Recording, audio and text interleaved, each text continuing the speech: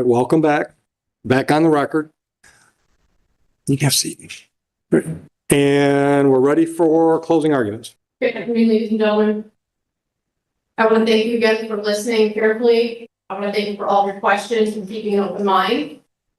So as I stated earlier, we're here today because on October 2nd, for this man, Carlos Fisher, assaulted his wife, Fisher, by holding his fist, bringing his fist up as if he was going to punch her while he was standing next to her and extending his fist forward. And he also told Ms. Fisher that he was going to light her ass up. You heard testimony from Ms. Fisher that this happened at 6112 Swan Lake in Romulus, Michigan, in the county of Wayne. You heard testimony from Ms. Fisher and, you heard testimony from Stacey Fisher and Carlos Fisher that the parties were married at the time of the incident. You also heard testimony, you heard a lot of testimony from complaining witnesses, Stacey Fisher. You heard her testify that, as she stated, defendant was right next to her when he drew his fist back and acted like he was going to punch her. She testified that she believed that he was going to hit her or physically harm her when he pulled his fist back. And I am going to, the judge is going to give you a whole bunch of jury instructions. I'm not going to read them to you because the judge is going to read them to you. I do want to highlight one from the witness credibility jury instruction. And it states, you do not have to accept or reject everything the witness said. You are free to believe all, none, or part of someone's testimony. And when considering witness credibility, there are many factors, but all in all, what are the factors? All in all, how reasonable is the witness's testimony when you think about all the other evidence in the case?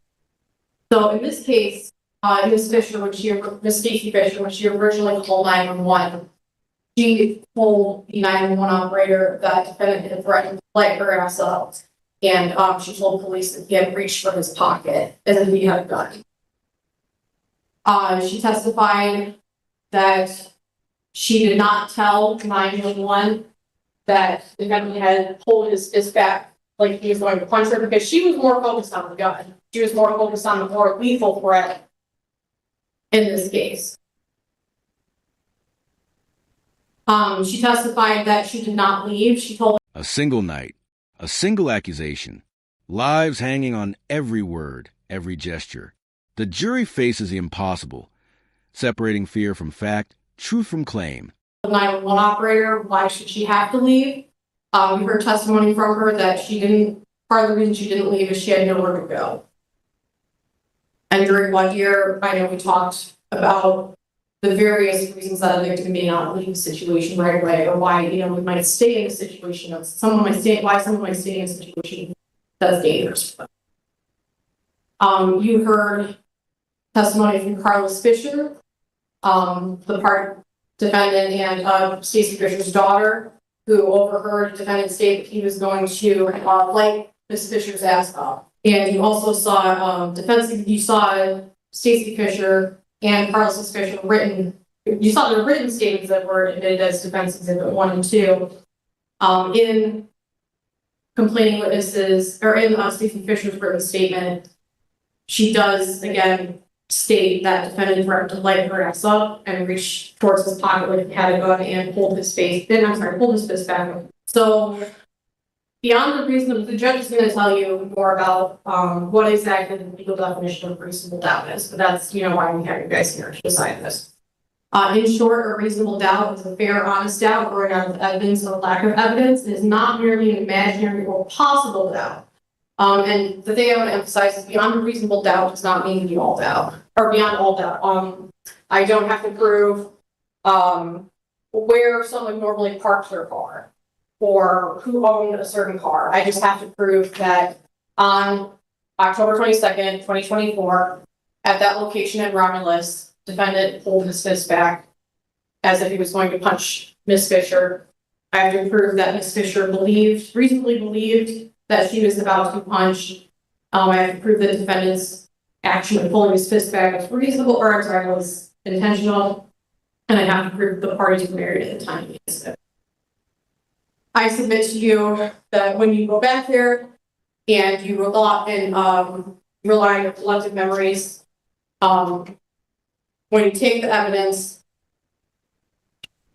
when you view everything as a whole, I believe that you will return a fair and just verdict. Thank you. Mr. Hadley. Thank you, ladies and gentlemen of the jury, for bearing with us today. I know it was a long day. I want to hark back to what we started out with. What did you hear? What didn't you? What actually passed the sniff test? Now, we all know that if all it took was somebody to come in and make an accusation against somebody that they were angry with, any one of us, all of us, would be charged at any point in time. So we know it's not that. We know that you need more than that. And we know that law enforcement responded that night. We heard from these guys today. They couldn't remember everything, but they did their job. They showed up and they gathered statements. And they gathered the available evidence that was there. Simply put, ladies and gentlemen, the jury, the only evidence that we have is a self-serving statement from an individual who had strong motive to lie. Now, I don't blame her for lying, and I'm not here to defend everything that came out of my client's mouth. As we've all said, we all say things, sometimes hurtful things, to those we love. This is a marriage, as you heard evidence say, that had been broken down. It was not going well. And unfortunately, I even had a biological child of these two individuals who kind of got pulled into this mix. You can use your judgment, ladies and gentlemen of the jury, when you saw how everyone testified today, of how credible or how invested they seem. I truly, again, felt for the party's daughter. I don't think that she came in here today and wanted to be involved. I think when police showed up that night, her very minimal bare-bones statements were pretty indicative of her reluctance to get involved. Ladies and gentlemen, you need to use your common sense when it comes to Carlos Fisher's testimony. If you listen to Mrs. Fisher, she'd have you believe that the only thing that her daughter did was all like your asset. What we heard today was inconsistent testimony about where Carlos even was. Was she inside? Was she outside? We've already got a rogue fact that doesn't completely make sense on how she could hear something when she wasn't where it was being said. Maybe she heard it through a door. Maybe she did. If you start finding yourself maybes, ladies and gentlemen, you can move right to your verdict sheet. Did not guilty. There's no room for maybes on this. I would say to you, ladies and gentlemen of the jury, it is not reasonable to state somebody was able to pull one little detail out of two people. And we did hear Carlos testify that she heard both of them screaming and yelling at the beginning of this. She was up in her room. She heard mama and dad yelling. She did testify that today. But the only thing she could remember was, I'll like this, which seems to be the only thing we've heard consistently from Mrs. Fisher the 3 times she told that story at me.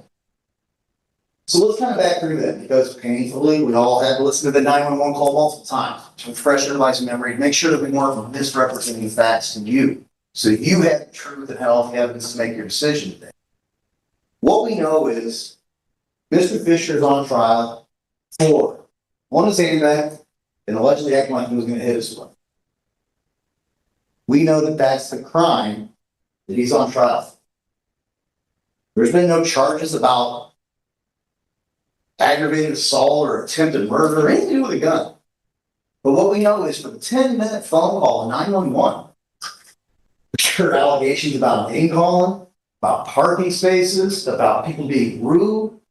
But we never once heard Mrs. Fisher make the allegation that he put her in reasonable apprehension of being struck or harmed. She never said it. And thanks to you, you can use your common sense. Why? Why, if that was the primary act that we find ourselves here in trial for today, why wasn't it important enough to mention? Now let's just jump past that. So Mrs. Fisher is told by 911, if you're in fear for your life, you need to leave the home. She admitted today she had every opportunity to leave the home, but that's not what it was about. Instead, she fired back with, why do I have to? Why me? Why, if he's the one who's being mean to me and being rotten, can't you make him go? Now, I'm paraphrasing slightly what was stated, but again, to sit here and not have you folks all listen to 4 hours of audio on cam, that's what we did. We cut and snipped and pulled these parts together into the important parts that we need. ladies and gentlemen of the jury, 2 officers show up. Mrs. Fisher's on the phone with 911, hasn't left, hasn't sought safety. She's in her garage. Mr. Fisher's upstairs, like Alice is back in bed. She heard officers testify in his bathrobe, and you saw it yourselves, kind of making his way back down from upstairs. What we know is Mrs. Fisher now has got her second opportunity to tell police what had happened. They show up. She starts with, "Let me tell you what's going on." She again walks through a very, very similar story that she told the 911 operator. Right? We were bickering about the parking. Call me pretty unfortunate names. She even then told those officers new information she had told 911 about her motive, actually. I don't think she was thinking that she was telling the officers her motive to be maybe a little exaggerating or maybe even just untruthful about what happened, but she did. She went on to volunteer information, very private, personal information about them, about their relationship, about alleged infidelities, about her wish to be out of a loveless marriage and move out, but it was a financial construct that was the only reason she couldn't. She's just listening for somebody who's listening, but as she's doing that, ladies and gentlemen, jury, she's laying out the motive as to why you cannot here and now take that statement as beyond reasonable doubt when it comes to evidence in a criminal case. We talked at the beginning of this today about the moms and dads of the panel. How do you tell them somebody's not answering? I don't think anybody today was staring down or looking away. But I would pose that when the questions became ones that the individual, Mrs. Fisher, didn't really want to answer, she didn't really answer. We had to go through a rigmarole, pulling up statements where she could remember what was said before, what was said after, but couldn't remember that specific statement until we more or less had to pull it out. And then and only then did she concede, okay, well, maybe that's what happened. I'm not blaming her, not here to do that, but just here for you to understand that there's a completely plausible another story. And if there's a plausible second story, you must return the verdict of not guilty. It's simply put right then and there that it's not beyond a reasonable doubt. Now, I'm not going to keep drilling on and on. And honestly, she gets a chance to stand up one more time than I do. I would love to be able to get back up one more time and keep doing this all day long with, because they have the prosecution. Such a serious high burden to me. She'll get one opportunity to get up and respond to what I'm telling you now. So I'm only going to leave you with a few more things. Now, we know that 3 stories about what happened that night were told. 911, she ignores the advice to leave the home, makes no mention of this alleged handcuffing and fake punch. We know that she's speaking to 2 officers. She's giving a detailed version of everything that had happened. We know that she makes no mention. We also heard Corporal Paisley, and I'm not saying that he was doing anything wrong, but we heard him admit he pretty well led her through filling out that form, the victim statement that you all saw. In fact, he regurgitated her story right back to her in a much more summarized version to kind of make it flow. And it was only then, that was the one and only time, if you go through the evidence today, that allegation about my client pulling his hand back to hit her, that was raised. I need you to think about that, and I need you to think about that part really hard. Reasonable. Credible. Did this person have motivation to maybe fabricate or at least bend this in a light that looked favorable?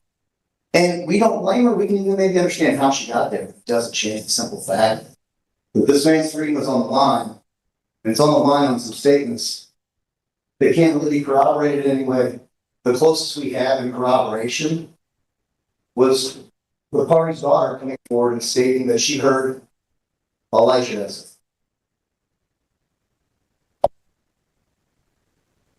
What we know is it's quite possible she wasn't even in a spot. I'm blaming her, just know that we have testimony that says inside, outside, and it's going to be impossible to hear things in the manner that she testifies. There's a lot of questions that can't be answered. And it's not for any of us to speculate as to why the couple or the family has handled things the way that they have. But what we do have in front of us today, ladies and gentlemen, is a lack of evidence. There simply has not been enough put forward by the people to meet this very high burden of beyond a reasonable doubt. Now, quickly, I do want to remind you back that when Mrs. Fisher actually very first spoke with 911, and the operator asked her, has he done anything to hurt you? And she paired it back, do you mean hit me? And then I clarified, the operator, he clarified, he said, well, hit you or do anything to you. Ladies and gentlemen, that question didn't beg the response of, he pulled back and acted like he was going to hit me, send help. I don't know what would. 911 was even ferreting out these answers, was asking the right questions, and it still wasn't raised. Now, the prosecutor raised the point about why do victims stay in dangerous situations? Ladies and gentlemen, what I'm telling you today, what the evidence is telling you, forget what I tell you. We're not talking about why would somebody stay in a quote dangerous or an abusive relationship. That's not even what the question is. The question is simply, if someone testifies to you under oath and tells you, I genuinely thought this person shoot you. Here's your common sense, ladies and gentlemen. Sticks or not. Who has the answer of I'm not going anywhere, it's my house? The person who's not truly in fear for their life. That's who. So as you're again doing your deliberations and talking about what you heard today, ladies and gentlemen, I think it's very important that we do focus on that. We know that there was a new issue that had been raised at the very end about Mr. Fisher being taken away a vehicle. I think this is the first any of us that ever heard of that. Wasn't in police reports. First time it was brand new information. One more basis and motive of a really angry individual who was not accessed to divorce courts to resolve her differences with her husband, but instead used the criminal system to have Mr. Fisher removed from the home and less than ceremonious into the relationship. Ladies and gentlemen, heard the officer's testimony about Mr. Fisher's cooperation in his general mental state. You saw with your own eyes what he looked like as he walked down the stairs. I would ask you again, use your common sense and think about what a reasonable person within apprehension this individual is going to be, striking them, hitting them. You remember, Mrs. Fisher reluctantly, when she was being cross-examined today, and I'm sorry I have to do my job that way sometimes and interrupt this. That's not the question, but that's how this works. That's how we have to get to the truth. And when pressed on this today, what went from I was the only one catching insults to finally it was, okay, well, maybe I did say I was going to knock his head off too. So even as she was pushed today, she slowly started to give a little bit of ground. Now remember, ladies and gentlemen, you got a great looking sweater. The little string sticking off with it's no consequence. But when you start pulling on that string, you do start seeing the holes in that sweater. And I thank you for your time today to allow me to start pulling on that string to show you there's more here that we don't know. With that being said, ladies and gentlemen, thank you for your time. And I ask that after hearing all the evidence that's been presented to you today, of judging the credibility of the witnesses that you heard it from today, that you return the only right and just verdict, which is not guilty. Thank you. Mr. Manernay. Thank you.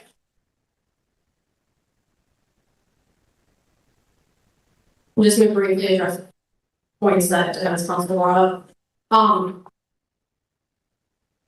So defense counsel emphasized that Miss Stacy Fisher did not tell the 911 operator that defendant had held his fist back because he was going to hit her. Again, I submit to you that the reason that she did not immediately state that to the 911 operator or to the police when they originally responded was because she was more concerned about the firearm because that is the bigger threat of her life.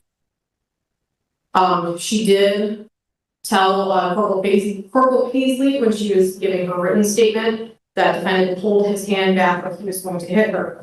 But again, she was more focused on the threat to shoot her because, as she stated, she can probably, or as Stacy Fisher testified, she can probably survive being hit by a defendant, but she can't survive being shot by a defendant. I think that's very important context when taking into account when taking into account when she disclosed the part about him pulling his fist back. Regarding Carlos Fisher's testimony, she testified that she was in the garage, walking back in, she said that she testified that she overheard her parents arguing. She overheard both of them arguing, or both of them yelling. And then she testified, I believe, she was standing behind the garage door when she overheard defendant say that he was going to, when she overheard defendant yell that he was going to light her arrest in reference to her mother, Stacey Fish. As I previously stated, I believe that when you look at the totality of the evidence, the totality of Stacey Fisher's testimony, the fact that portions of it are corroborated by Carlos Fisher, it's corroborated by a written statement, it's corroborated by the body cam that you heard and saw, I believe that you will return a fair and just. Thank you both. All right, folks, home stretch, final instructions. If you want to follow along, that's what they're under, final instructions in the submenu. Starting with page 1, duties of judge and jury. Members of the jury, the evidence and arguments in this case are finished, and I will now instruct you on the law. That is, I will explain the law that applies to this case. Remember that you have taken an oath to return a true and just verdict based only on the evidence and my instructions on the law. You must not let sympathy, bias, or prejudice influence your decision. You must avoid reaching conclusions that may have been unintentionally influenced by stereotypes. You must reach your own conclusions about this case individually, but you should do so only after listening to and considering the opinions of the other jurors, who may have different backgrounds and perspectives from yours. As jurors, you must decide what the facts of this case are. This is your job and nobody else's. You must think about all the evidence and then decide what each piece of evidence means and how important you think it is. This includes whether you believe what each of the witnesses said. What you decide about any fact in this case is final. It is my duty to instruct you on the law. You must take the law as I give it to you. If a lawyer says something different about the law, follow what I say. At various times, I've already given you some instructions about the law. You must take all my instructions together as the law you are to follow.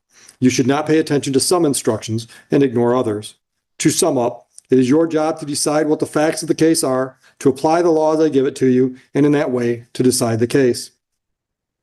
A person accused of a crime is presumed to be innocent. This means that you must start with the presumption that the defendant is innocent. This presumption continues throughout the trial and entitles the defendant to a verdict of not guilty unless you are satisfied, beyond a reasonable doubt, that he is guilty. Every crime is made up of parts called elements. The prosecutor must prove each element of the crime beyond a reasonable doubt. The defendant is not required to prove his innocence or to do anything. If you find that the prosecutor has not proven every element beyond a reasonable doubt, then you must find the defendant not guilty. A reasonable doubt is a fair, honest doubt growing out of the evidence or lack of evidence. It is not merely an imaginary or possible doubt, but a doubt based on reason and common sense. A reasonable doubt is just that, a doubt that is reasonable after a careful and considered examination of the facts and circumstances of this case. Every defendant has the absolute right not to testify. When you decide the case, you must not consider the fact that he did not testify. It must not affect your verdict in any way. When you discuss the case and decide on your verdict, you may only consider the evidence that has been properly admitted in this case. Therefore, it is important for you to understand what is evidence and what is not evidence. Evidence includes only the sworn testimony of witnesses, the exhibits admitted into evidence, and anything else I told you to consider as evidence. Many things are not evidence, and you must be careful not to consider them as such. I will now describe some of the things that are not evidence. The fact that the defendant is charged with a crime and is on trial is not evidence. The lawyer's statements and arguments are not evidence. They are only meant to help you understand the evidence and each side's legal theories. You should only accept things the lawyers say that are supported by the evidence or by your own common sense and general knowledge. The lawyer's questions to the witnesses and my questions to the witnesses are also not evidence. You should consider these questions only as they give meaning to the witnesses' answers. My comments, rulings, questions, and instructions are also not evidence. It is my duty to see that the trial is conducted according to the law and to tell you the law that applies to this case. However, when I make a comment or give an instruction, I'm not trying to influence your vote or express a personal opinion about the case. If you believe that I have an opinion about how you should decide this case, you must pay no attention to that opinion. You are the only judges of the facts, and you should decide the case from the evidence. At times during the trial, I have excluded evidence that was offered or stricken testimony that was heard. Do not consider those things in deciding the case. Make your decision only on the evidence that I let in and nothing else. Your decision should be based on all the evidence, regardless of which party produced it. You should use your own common sense and general knowledge in weighing and judging the evidence, but you should not use any personal knowledge you may have about a place, person, or event. To repeat once more, you must decide this case based only on the evidence admitted during the trial. As I said before, it's your job to decide what the facts of this case are. You must decide which witnesses you believe and how important you think their testimony is. You do not have to accept or reject everything a witness said. You are free to believe all, none, or part of any person's testimony. In deciding which testimony you believe, you should rely on your own common sense and everyday experience. However, in deciding whether you believe a witness's testimony, you must set aside any bias or prejudice you may have and not be influenced by a witness's disability, gender identity, race, religion, ethnicity, sexual orientation, age, national origin, or socioeconomic status. Again, take the time you need to test what might be automatic or instinctive judgments and to reflect carefully about the evidence. There is no fixed set of rules for judging whether you believe a witness, but it may help you to think about these questions. Was the witness able to see or hear clearly? How long was the witness watching or listening? Was anything else going on that might have distracted the witness? Did the witness seem to have a good memory? How did the witness look and act while testifying? Did the witness seem to be making an honest effort to tell the truth? Or did the witness seem to evade the questions or argue with the lawyers? Does the witness's age and maturity affect how you judge his or her testimony? Does the witness have any bias, prejudice, or personal interest in how the case is decided? Have there been any promises, threats, suggestions, or other influences that affected how the witness testified? In general, does the witness have any special reason to tell the truth or any special reason to lie? All in all, how reasonable does the witness's testimony seem when you think about all the other evidence in the case? Sometimes the testimony of different witnesses will not agree, and you must decide which testimony you accept. You should think about whether the disagreement involves something important or not, and whether you think someone is lying or simply mistaken. People see and hear things differently, and witnesses may testify honestly, but simply be wrong about what they thought they saw or remembered. It is also a good idea to think about which testimony agrees best with the other evidence in the case. However, you may conclude that a witness deliberately lied about something that is important to how you decide the case. If so, you may choose not to accept anything that witness said. On the other hand, if you think the witness lied about some things but told the truth about others, you may simply accept the part you think is true and ignore the rest.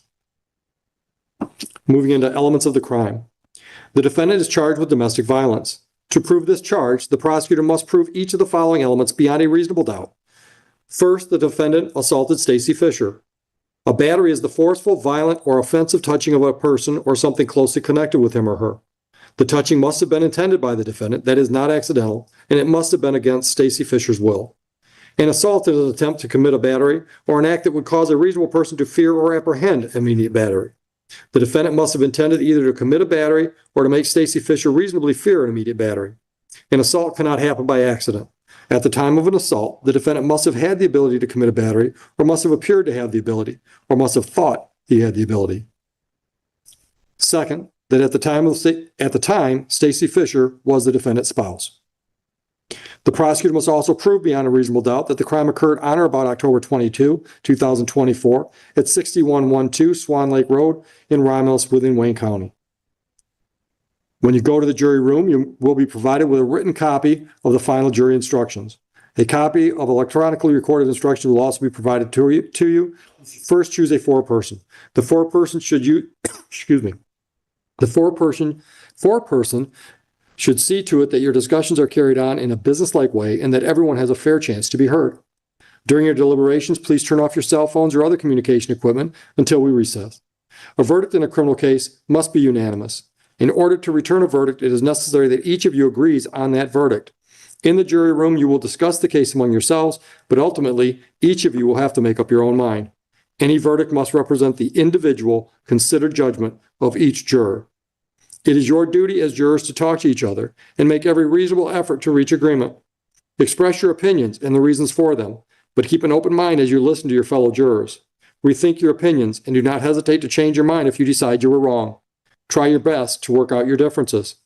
However, although you should try to reach agreement, none of you should give up your honest opinion about the case just because other jurors disagree with you or just for the sake of reaching a verdict. In the end, your vote must be your own, and you must vote honestly and in good conscience. Possible penalties should not influence your decision. It is the duty of the judge to fix the penalty within the limits provided by law. If you want to communicate with me while you're in the jury room, please have your foreperson write a note and give it to Officer Crova. It is not proper for you to talk directly with the judge, lawyers, or other people involved in the case. If you discuss the case, you must not let anyone, even me, know how your voting stands. Therefore, until you return with a unanimous verdict, do not reveal this to anyone outside the jury room. When you go to the jury room to deliberate, you may take your notes and full instructions. If you want to look at any or all of the reference documents or exhibits that have been omitted, just ask for them. When you go to the jury room, you will be given an electronic copy of your instructions you have just heard. As you discuss the case, you should think about all my instructions together as the law you are to follow. Joe will give you a jury verdict form as you walk in. I'm moving on now under submenu to evidence instructions.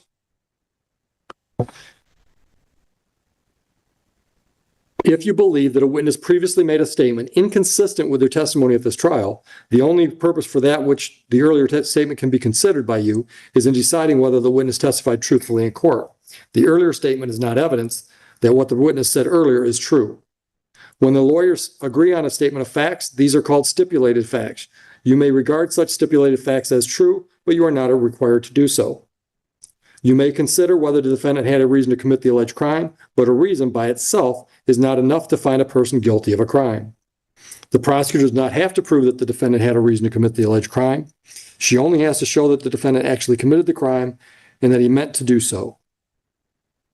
Back to submenu, witness instructions. You should not decide this case based on which side presented more witnesses. Instead, you should think about each witness and each piece of evidence and whether you believe them. Then you must decide whether the testimony and evidence you believe proves beyond a reasonable doubt that the defendant is guilty. You have heard testimony from witnesses who are police officers. That testimony is to be judged by the same standards you use to evaluate the testimony of any other witness. Counselors, are you satisfied with the instructions as given? Yes, Your Honor. Yes, Your Honor. All right, folks, this is absolutely my least favorite part of the jury. There's 7 of you. Now, after you've all been so engaged and attentive, I'm going to kick one of you off. So you all know your number. So I've got 7 little beads in this can that are numbered. Juror number 4. Thank you for your service. Now, I will say this. When we're done, after we've got the final verdict and we share that with the courtroom, I'm going to go back and do what I call a debrief of the jury. I'd love it if you want to stick around, you can go back in there and get in on that final conversation. So I have a chance to answer any questions anybody has, a process and all that stuff. All right, but don't feel that you have to. I just want to make the invitation. Thank you, Mr. Tomlinson. All right, so with that, Joe can take the jury back in to deliberate, and we are in recess.